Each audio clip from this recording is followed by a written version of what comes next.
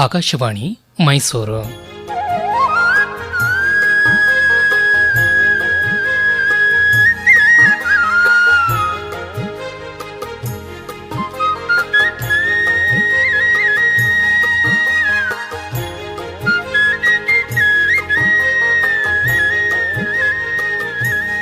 ಗಾದೆ ಗದ್ದುಗೆ ಗಾದೆ ಗದ್ದುಗೆ ಗಾದೆ ಗದ್ದುಗೆ ಗಾದೆ ಗದ್ದುಗೆ ಗಾದೆ ಗದ್ದುಗೆ.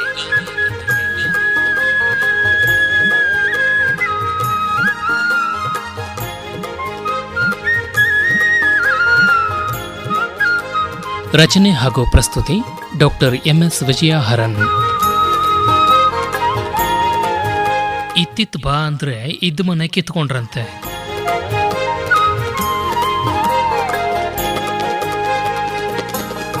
ಅಕ್ಕ ಅಕ್ಕ ಏನೋ ರಾಮು, ಯಾಕಿಷ್ಟು ಗಾಬರಿ? ಯಾಕೆ ಹಾಕಿ ಹೋಗ್ತಿದೀಯಲ್ಲ? ಏನಿಲ್ಲಕ್ಕ, ಇವತ್ತು ನಮ್ಮ ಕಾಲೇಜಲ್ಲಿ ಏನಾಯ್ತು ಗೊತ್ತಾ? ಏನಾಯ್ತು? ನನ್ನ ಕ್ಲಾಸ್ಮೇಟ್ ಒಬ್ಬನಿಗೆ ನಂದೊಂದು ರೆಫರೆನ್ಸ್ ಬುಕ್ ಕೊಟ್ಟಿದ್ನಲ್ವನಕ್ಕ. ಅದೇ ಬೆಂಗಳೂರಿನಲ್ಲಿ ತುಂಬ ಸುತ್ತಾಡಿ ಕೊನೆಗೊಂದು ಸೆಕೆಂಡ್ ಹ್ಯಾಂಡ್ ಬುಕ್ ಮಾರಾಟ ಮಾಡೋ ಕಡೆ ಆ ಪುಸ್ತಕ ಸಿಕ್ತು. ತುಂಬ ಅಪರೂಪದ್ದು, ತುಂಬ ಒಳ್ಳೆ ಪುಸ್ತಕ ಅಂತ ತಂದು ತೋರಿಸಿದ್ಯಲ್ಲ, ಅದಾ? ಅದೇ ಅಕ್ಕ. ನಾನು ಒಂದೆರಡು ದಿನ ಇಟ್ಕೊಂಡು ಓದಿ ಕೊಟ್ಬಿಡ್ತೀನಿ ಅಂತ ತಗೊಂಡು ಹೋದವನು ನನ್ನ ಕ್ಲಾಸ್ಮೇಟು ಅದನ್ನು ಕೊಡ್ಲೇ ಇಲ್ಲಕ್ಕ. ನೀನು ದಬಾಯಿಸ್ ಕೇಳಬೇಕಾಗಿತ್ತು. ಎಷ್ಟು ಕೇಳಿದ್ರು ನಾನು ಅವಾಗಲೇ ಕೊಟ್ಟೆ ಇವಾಗಲೇ ಕೊಟ್ಟೆ ಅಂತ ಸುಳ್ಳನ್ನೇ ನಿಜದ ತಲೆ ಮೇಲೆ ಹೊಡೆದ ಹಾಗೆ ಹೇಳದ್ನೇ ಹೊರತು ಬುಕ್ ಹಿಂತಿರುಗಿಸಿಲ್ಲ ಅಂತ ಒಪ್ಕೊಳ್ಳೇ ಇಲ್ಲ. ಅಕ್ಕ, ಆ ಪುಸ್ತಕ ಸಿಕ್ಕೋದೇ ಕಷ್ಟ ಅಕ್ಕ. ಅಂಥದ್ರಲ್ಲಿ ಏನೋ ಅವನು ಓದ್ಕೊಡ್ಲಿ ಅಂತ ಕೊಟ್ಟಿದ್ದೇ ತಪ್ಪ. ಹೀಗೂ ಇರ್ತಾರ ಅಂತ. ನನಗೂ ಇದೇ ಥರ ಅನುಭವ ಆಯಿತು ನೋಡು ರಾಮು. ಕಳೆದ ವಾರ ಸಂತೆಗೆ ಹೋಗಿದ್ನಲ್ಲ, ಆಗ ಪಕ್ಕದ ಬೀದಿಲಿದ್ದಾರಲ್ಲ ನನ್ನ ಫ್ರೆಂಡು, ಆಕೆ ಸಿಕ್ಕಿದ್ರು. ಸ್ವಲ್ಪ ದುಡ್ಡು ಶಾರ್ಟೇಜ್ ಆಗಿ ಹೋಗಿದೆ, ಒಂದು 200 ರೂಪಾಯಿ ಇದ್ದರೆ ಕೊಟ್ಟಿರಿ, ನಾಳೆನೇ ಕೊಟ್ಬಿಡ್ತೀನಿ ಅಂದರು. ಸರಿ ಅಂತ 200 ರೂಪಾಯಿ ಕೊಟ್ಟೆ. ಆಮೇಲೆ ಒಂದು ವಾರ ಕಳೆದರೂ ದುಡ್ಡು ವಾಪಸ್ ಬರಲೇ ಇಲ್ಲ. ಸರಿ, ನಾನೇ ಮತ್ತೊಮ್ಮೆ ಅವ್ರು ಸಿಕ್ಕಿದಾಗ ಸುಮ್ಮನೆ ಜ್ಞಾಪಿಸ್ದೆ, ನಾನು ಆವತ್ತೇ ಕೊಟ್ಬಿಟ್ನಲ್ಲ, ನೀವು ಸರಿಯಾಗಿ ನೆನಪು ಮಾಡ್ಕೊಳ್ಳಿ ಅಂತ ನಂದೇ ತಪ್ಪು ಅನ್ನೋ ಹಾಗೆ ದಬಾಯಿಸಿ ಮಾತಾಡ್ಬಿಟ್ರು ನೋಡು. ಇದು ಯಾಕಕ್ಕ ಈ ಜನ ಹೀಗೆ ವರ್ತಿಸ್ತಾರೆ? ಅದೇನೋ ಗಾದೆ ಹೇಳ್ತಾರಲ್ಲ, ಇತ್ತಿತ್ತು ಬಾ ಅಂದರೆ ಇದ್ ಮನೆ ಕಿತ್ಕೊಂಡ್ರಂತೆ ಅನ್ನೋ ಹಾಗೆ ಇಂಥವ್ರನ್ನ ಕಂಡೆ ಈ ಗಾದೆ ಚಾಲ್ತಿಲಿ ಬಂದಿರಬೇಕು. ಅಕ್ಕ ಅಕ್ಕ ಅಕ್ಕ ಏನಕ್ಕ ಅದು ಗಾದೆ? ಇತ್ತಿತ್ತ ಬಾ, ಇನ್ನೊಂದ್ಸರಿ ಹೇಳಕ್ಕ, ಚೆನ್ನಾಗಿದೆ ಕೇಳಕ್ಕೆ. ಇತ್ತಿತ್ತು ಬಾ ಅಂದರೆ ಇದ್ ಮನೆ ಕಿತ್ಕೊಂಡ್ರಂತೆ ಅಂತ. ಹಾಗಂದ್ರೇನಕ್ಕ ಅರ್ಥ? ಅಂದರೆ ನಿನ್ನ ಮಾತಲ್ಲಿ ಹೇಳೋದಾದರೆ ಈ ಗಾದೆ ಅಂತರಂಗ ಬಹಿರಂಗದ ಅರ್ಥ? ಉಪಕಾರ ಸ್ಮರಣೆ ಇಲ್ಲದೆ, ಕೃತಜ್ಞತೆ ಇಲ್ಲದೆ ಇರೋಂಥ ವಿಶ್ವಾಸಘಾತಕರು, ನಂಬಿಕೆ ದ್ರೋಹಿಗಳ ಬಗ್ಗೆ ಪರೋಕ್ಷವಾಗಿ ಈ ಗಾದೆ ಎಚ್ಚರಿಸುತ್ತೆ ಅಂತ ಹೇಳ್ಬೋದು. ಅಂದರೆ ಮೇಲ್ನೋಟಕ್ಕೆ ಈ ಗಾದೆ ಬಹಿರಂಗದ ಅರ್ಥದಲ್ಲಿ ಯಾರಿಗಾದರೂ ನಾವು ಕಷ್ಟದಲ್ಲಿರೋರಿಗೆ, ಆಶ್ರಯ ಇಲ್ಲದೆ ಇರೋರಿಗೆ, ನಮ್ಮನೇಲೆ ನಿಮಗೂ ಸ್ವಲ್ಪ ಜಾಗ ಕೊಡ್ತೀವಿ, ಇತ್ತ ಬನ್ನಿ ಅಂತ ಕರೆಸ್ಕೊಂಡ್ರೆ, ಉಪಕಾರ ಮಾಡಿದ್ರೆ ಅವರು ನಾವಿದ್ದ ಮನೆಯೇ ಕಿತ್ಕೊಂಡ್ರಂತೆ, ಅಂದರೆ ತಮ್ಮದನ್ನಾಗಿಸ್ಕೊಂಡ್ರಂತೆ ಅಂತ ಹೇಳಿ ಎಂಥ ಜನ ಇರ್ತಾರೆ, ಎಂಥ ವರ್ತನೆಗಳಿರುತ್ತವೆ ಅಂತ ತಿಳಿಸುತ್ತೆ. ಅಕ್ಕ, ಮೊನ್ನೆ ನಾನು ಬಸ್ಸಲ್ಲಿ ಬೆಂಗಳೂರಿಗೆ ಹೋಗ್ತಿದ್ನಲ್ಲ, ಆಗ ನಾನು ಬಸ್ಸಲ್ಲಿ 3 ಸೀಟ್ ಇರೋವಂಥ ಕಡೆ ಕೂತಿದ್ದೆ. ನನ್ನ ಪಕ್ಕನೂ ಒಬ್ರು ಕೂತಿದ್ರು, ಆಮೇಲೆ ಇನ್ನೊಬ್ರು ಬಂದು ಕೂತ್ರು. ಸರಿಯಾಗಿ ಇತ್ತು 3 ಜನ. ಆಮೇಲೆ ಒಬ್ಬ ಬಂದ, ಅಕ್ಕ ಸ್ವಲ್ಪ ಅಡ್ಜಸ್ಟ್ ಮಾಡ್ಕೊಳ್ಳಿ ಸರ್, ನನಗೂ ಸ್ವಲ್ಪ ಜಾಗ ಕೊಡಿ, ನಾನು ಮದ್ದೂರಲ್ಲೇ ಇಳಿದು ಬಿಡ್ತೀನಿ ಪ್ಲೀಸ್ ಸರ್ ಅಂತ ಗೋಗರ್ದ. ಹೋಗ್ಲಿ ಅಂತ ಕರೆದು ಜಾಗ ಕೊಟ್ರೆ ಕೊನೆಗೆ ನನ್ನನ್ನೇ ತಳ್ಳಕ್ ಶುರು ಮಾಡ್ದ. ತುದಿಲ್ ಕೂತಿದ್ನಲ್ಲ, ಇನ್ನೇನು ಬಿದ್ದೇ ಬಿಡ್ತಿದ್ದೆ. ಯಾಕಪ್ಪ ಹೀಗೆ ತಳ್ತೀಯ, ಸರಿಯಾಗಿ ಕೂತ್ಕೋ, 4 ಜನ ಕೂರ್ಬೇಡ್ವಾ, ನೀನೇ ಹೇಳಲಿಲ್ವಾ ಅಡ್ಜಸ್ಟ್ ಮಾಡ್ಕೊಳ್ಳೋಣ ಅಂತ ನಾನಂದ್ರೆ ಅವನು ಜಗಳಾನೇ ಶುರು ಮಾಡ್ಬಿಟ್ಟ. ನಿಂದೇನಯ್ಯ ಬಸ್ಸು, ನಾನು ಟಿಕೆಟ್ ತಗೊಂಡಿದ್ದೀನಿ, ಹಾಗೆ ಹೀಗೆ, ನೀನು ಬೇಕಾದ್ರೆ ಇಳಿದು ಬೇರೆ ಬಸ್ಗೆ ಹೋಗು ಅಂತ ನನ್ನನ್ನೇ ದಬಾಯಿಸ್ತಾನೆ. ನೋಡ್ದ್ಯಾ, ಸ್ವಲ್ಪ ಜಾಗ ಕೊಡಿ ಅಂತ ಕೇಳೋವಾಗ ಒಳ್ಳೆ ಇಲಿ ಮರಿ ಬಂದಾಗ ಬಂದ. ಆಮೇಲೆ ಹುಲಿ ತರಹ ಎಗರಾಡ್ತಿದ್ದ ಅಲ್ವಾ? ನನಗೆ ತುಂಬಾ ಕೋಪ ಬಂದ್ಬಿಡ್ತಕ್ಕ, ಚೆನ್ನಾಗಿ ಬೈದ್ಬಿಟ್ಟೆ ಅವನಿಗೆ. ಇದೇನೋ ಬೆಂಗಳೂರವರೆಗೂ ಕೆಲವು ಗಂಟೆ ಪ್ರಯಾಣ ಮಾಡೋ ವಿಷಯ ರಾಮು. ಆದರೆ ಆ ಪ್ರಯಾಣಿಕನ ಸ್ವಭಾವದವರು ಇನ್ನೂ ಎಷ್ಟೋ ಜನ ನಮ್ಮ ಸಮಾಜದಲ್ಲಿದ್ದಾರೆ ಕಣೋ. ಅವ್ರಿಗೆ ಸಹಾಯ ಮಾಡಿದವರು ಜೀವನ ಪೂರ್ತಿ ಸಂಕಟ ಪಡೋ ಹಾಗೆ ಮಾಡ್ತಾರೆ, ಮತ್ತು ಕಷ್ಟದಲ್ಲಿ ಬಿದ್ದು ಒದ್ದಾಡೋ ಹಾಗೆ ಮಾಡೋದ್ರಲ್ಲಿ, ಮೋಸ ಮಾಡೋದ್ರಲ್ಲಿ ನಿಸ್ಸೀಮರಾಗಿರ್ತಾರೆ ಕಣೋ.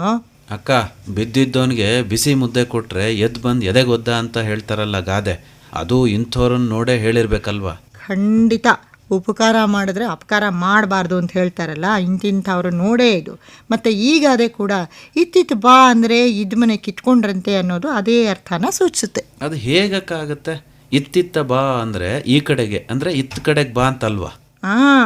ಅದು ವಾಚ್ಯಾರ್ಥ ಕಣೋ. ಈಗ ಇತ್ತು ಬಾ ಅಂತಂದರೆ ನಾವು ಕೊಟ್ಟು ಅಂದರೆ ಊಟ ತಿಂಡಿ ಹಣ ಕಾಸು ಏನೇ ಇರಲಿ ಉಪಕಾರ ಮಾಡಿ ಅಭ್ಯಾಸ ಮಾಡಿದ ಮೇಲೆ ಆ ಸಹಾಯ ಪಡ್ಕೊಂಡವರು ನಮ್ಮನೆ ಊಟನೇ ಮಾಡಿ ಉಪಕಾರ ಸ್ಮರಣೆ ಮಾಡೋದ್ರ ಬದಲು ಅಪಕಾರನೇ ಮಾಡ್ತಾರೆ. ನಮ್ಮ ನೆಲೆ ಆಶ್ರಯ ಸುಖ ಸಂತೋಷನೇ ಕಿತ್ಕೊಂಡು ಬಿಡ್ತಾರೆ. ಅಂಥವ್ರ ಬಗ್ಗೆ ನಾವು ತುಂಬ ಎಚ್ಚರ ವಹಿಸಬೇಕಾಗತ್ತೆ ಅಂತ. ಮತ್ತು ಇನ್ನೊಂದು ಮುಖ್ಯವಾಗಿ ಇಲ್ಲಿ ಮನೆ ಅನ್ನೋದು ಒಂದು ಸಂತೋಷದ ಒಂದು ಸಾಂಕೇತಿಕತೆಯನ್ನು ಸೂಚಿಸುತ್ತೆ ಇಲ್ಲಿ. ಅಕ್ಕ, ಅಂದಾಗೆ ಆ ಎದುರುಗಡೆ ಮನೆಗೆ ಬಂದಿದಾರಲ್ಲಕ್ಕ, ಅವ್ರ ಕತೆ ಕೇಳಿದ್ರೆ ನನಗೆ ಅಯ್ಯೋ ಪಾಪ ಅನ್ಸುತ್ತಕ್ಕ. ಯಾಕಪ್ಪ, ಅಂಥದ್ದೇನಾಯ್ತು ಅವ್ರಿಗೆ? ಆಕೆಗೆ ಗಂಡ ಇಲ್ವಂತಕ್ಕ, ಒಬ್ಳೆ ಮಗಳಂತೆ. ಹೋದ ವರ್ಷ ಆ ಮಗಳಿಗೆ ಮದುವೆ ಆಯ್ತಂತೆ. ಆ ಅಳಿಯ ಬಂದು ನಾನೇ ಮನೆ ಅಳಿಯ ಆಗಿದ್ಕೊಂಡು ಮನೆ ಜವಾಬ್ದಾರಿ ಎಲ್ಲ ನೋಡ್ಕೋತೀನಿ ಅಂತ ನಂಬಿಸಿ ಮೋಸ ಮಾಡ್ಬಿಟ್ಟಿದಾನಂತಕ್ಕ. ಛೇ ಆಕೆ ಮನಸ್ಥಿತಿ ಹೇಗಿರ್ಬೇಡ ಹೇಳು ರಾಮು. ಎಂಥ ವ್ಯಕ್ತಿಗೆ ತನ್ನ ಮಗಳನ್ನ ಧಾರೆ ಎರೆದು ಕೊಟ್ನಲ್ಲ ಅಂತ ಎಷ್ಟು ಸಂಕಟ ಪಡ್ತಿರ್ಬೇಡ. ಗಿಣಿ ಹಾಕಿ ಸಾಕಿ ಗಿಡಗನ ಕೈ ಕೊಟ್ರು ಅಂತಾರಲ್ಲ ಹಾಗೆ. ಸರಿಯಾಗಿ ಹೇಳಿದೆ ನೋಡು. ಮತ್ತೆ ಅಷ್ಟೇ ಅಲ್ಲ ಅಕ್ಕ, ಉಪಾಯವಾಗಿ ಅತ್ತೆ ಆಸ್ತಿ ಪಾಸ್ತಿ ಎಲ್ಲ ತನ್ನ ಹೆಸರಿಗೆ ಬರೆಸ್ಕೊಂಬಿಟ್ಟು ಈಗ ಅತ್ತೆನ ಹೆಂಡ್ತಿನ ಇಬ್ರನ್ನು ಮನೆ ಬಿಟ್ಟು ಹೋಗಿ ಅಂತಿದಾನಂತೆ. ಅಳಿಯ ಮನೆ ತೊಳಿಯ ಅನ್ನೋ ಹಾಗೆ ಮನೆ ಮನಸ್ಸನ್ನೆಲ್ಲ ತೊಳೆದೇ ಬಿಟ್ನಲ್ಲ. ಅಕ್ಕ, ಇಂಥವ್ರನ್ನೆಲ್ಲ ಸುಮ್ಮನೆ ಬಿಡಬಾರ್ದಕ್ಕ. ಇನ್ನೊಬ್ಬರು ಬದುಕಿನ ಜೊತೆ ಆಟ ಆಡ್ತಾರಲ್ವ, ಇವರಿಗೆ ಸರಿಯಾಗಿ ಶಿಕ್ಷೆ ಆಗ್ಬೇಕಕ್ಕ. ಮತ್ತೆ ಎದುರು ಮನೆ ಆಕೆಗೆ ಅವರ ಮಗಳಿಗೂ ನ್ಯಾಯ ಸಿಗೋ ಹಾಗೆ ಮಾಡ್ಬೇಕಕ್ಕ. ಸರಿಯಾಗಿ ಹೇಳಿದೆ ರಾಮು. ಈಗ ನಾವು ಆಕೆ ಸಹಾಯಕ್ಕೆ ಹೋಗಬೇಕು ಅಂತೀಯ? ಖಂಡಿತ ಹೋಗೋಣಕ್ಕ. ಅವರಿಗೆ ಧೈರ್ಯನೂ ಹೇಳೋಣ. ಮತ್ತು ರಾಮು, ಅವರು ಮೊದಲೇ ನೊಂದಿದ್ದಾರೆ.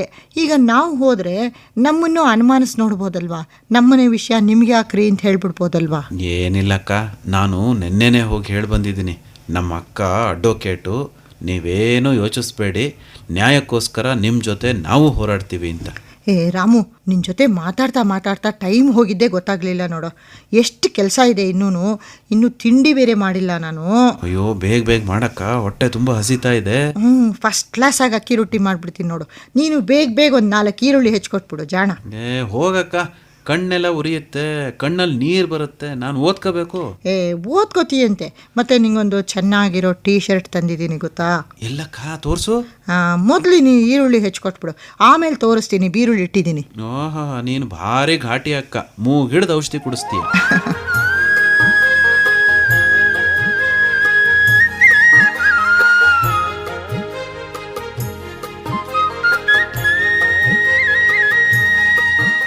ಗಾದೆ ಗದ್ದುಗೆ ಕೇಳುತ್ತಿದ್ದೀರಿ.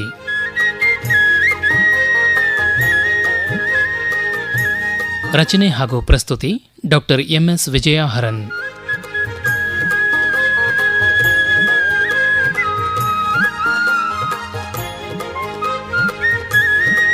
ನಿರೂಪಣೆ N ಕೇಶವಮೂರ್ತಿ.